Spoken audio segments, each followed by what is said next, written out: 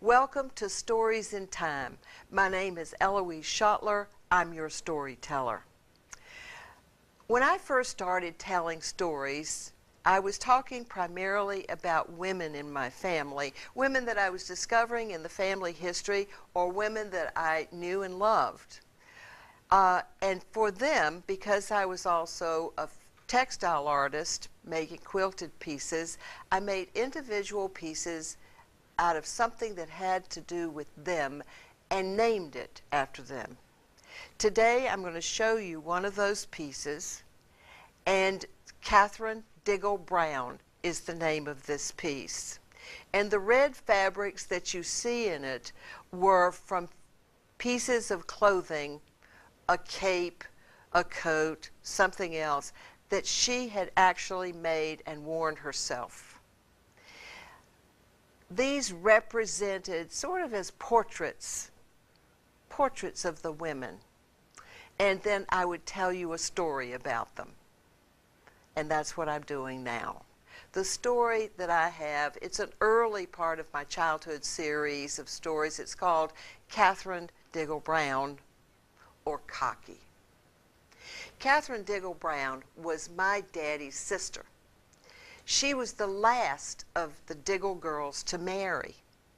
So she was always around as the first crop of cousins was born into the family, the children of her brothers and sisters. There were 7 of us in that first crop. I was the second, and so the second oldest. My cousin Sandra was the oldest, and she lived with my grandmother, as did KOKI, was still living at home because she wasn't married. Sandra and I were good friends, and I played there and stayed there at that house as often as I could. KOKI was always there when any of us came. She had a brownie box camera, and she took pictures of everybody. And she would say things like, "Oh, you young'uns, you're just something." Well, she kept saying that, "Oh, you young'uns, you were just something," as long as she lived whenever I was talking to her. And she liked to talk about the old days. She took those pictures, the snapshots of all of us, and added them to flat black photograph albums with the old ones from the family that she had collected.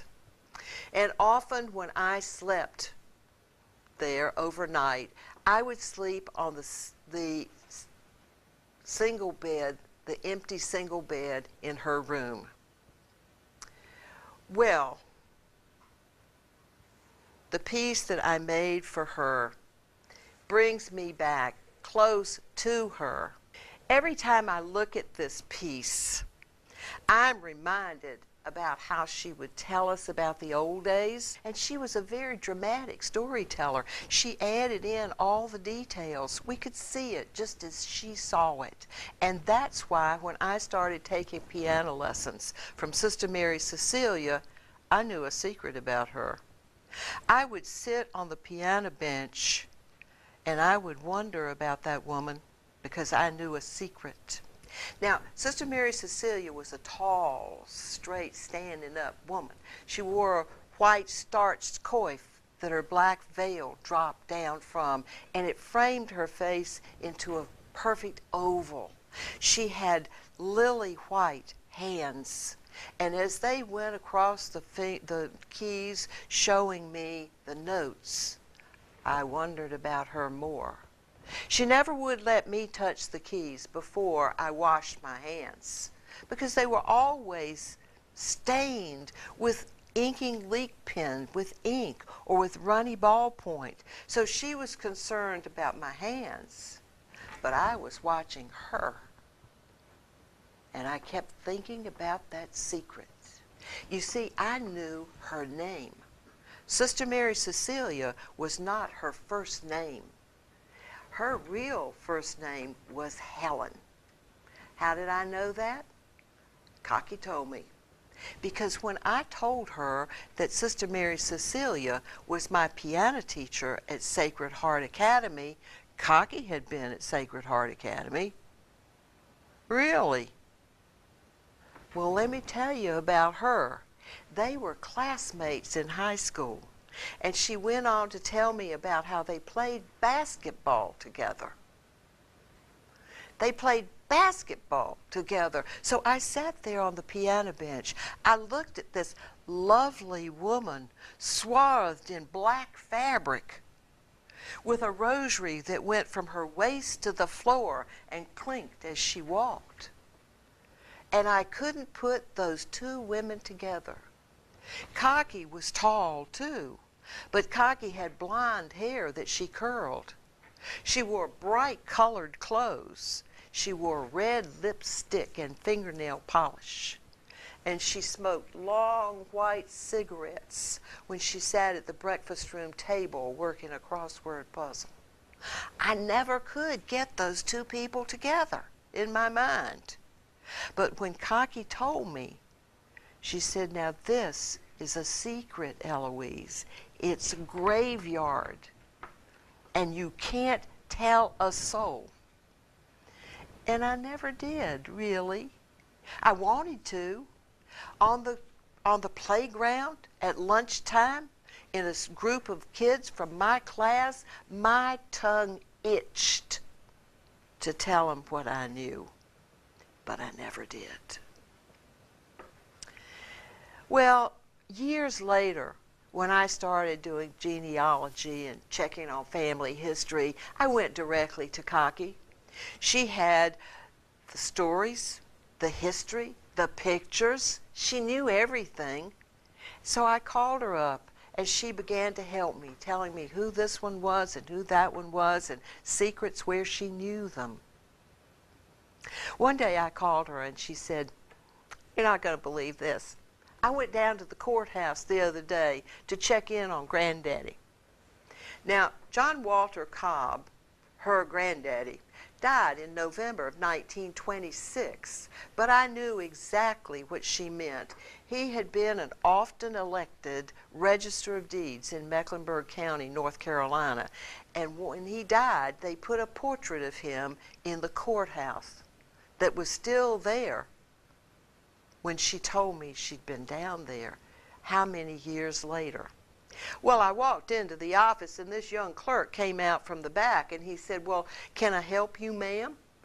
I said, "No, I just came down to see my granddaddy," and I pointed to him. He's the third one from the end, John Walter Cobb. You should have seen his face, Eloise. I just had to keep from laughing. And I knew that he didn't know anything about any of those people up there on the wall. They've been gone so long. So I just had to tell him the stories that I knew. Well, talk about having to keep from laughing. I didn't laugh. That was serious business, really, because he probably didn't have any idea. And if there wasn't somebody around like KOKI, nobody would know who those people were. When she was older, by the time she was 85, she'd been 5 feet 11 inches, and she was so proud of her height that she would stand tall, but she could no longer raise herself up to her full 5 foot 11 inches. And I remembered the day that she had told me the story of being an 8th grader at Piedmont Junior High School, Charlotte, when the girls' basketball coach saw her, a new girl in school, walking down the crowded hallway, towering over the other girls in the crowd she was with, and she chased her all the way down the hall. She followed me like you wouldn't believe it. I thought I was in some kind of a trouble. It was like a police. But when she stopped me, you know what she wanted? Did I know how to play basketball? Well, I didn't. But I learned, and I was so much taller than the rest of them, it was just a breeze. I was one of the stars on that team. I just can't do so many of the things I used to do, Eloise. My station wagon's sitting out in front on the street. I can't drive it. You know, it still has the DAV license on it. but I can't drive anymore. And so I spend most of my days sorting my papers, getting my pictures in order, taking care of the stories and the things that I've been keeping hold of, taking care of. The thing I miss the most, I'll tell you what that is, Eloise. The thing I miss the most is I can't thread a needle. My eyes and my hands just won't do it. And I miss the sewing. I felt so sorry for that because she'd made some lovely things. She said, "Do you remember I told you about that quilt I made? The one out of the squares from the upholstery sample boxes? I had my son bring it down from the attic the other day, and I looked at it. It's a pretty thing. It is. Made me feel proud of myself. So I spread it out, and I've got it on my bed.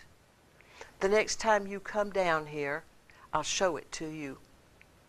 She knew the next time I was in Charlotte, I would be over to see her. That's one of the first places I always went. So it wasn't that long till I was sitting beside her on her bed, and the quilt was laid out underneath us. It was a checkerboard of bright color and patterns. And she said, "Look here at these edges. I tied it with that little bit of yellow to give it just the right touch." Her son walked in the room and she said, "You listen here, this quilt, when I'm not using it anymore, you send it to Eloise." He did, and I have it on my bed. It's colorful, it's bright, and it reminds me of her. I'm not making the fabric pieces anymore. So I've made her this story. Catherine Diggle Brown.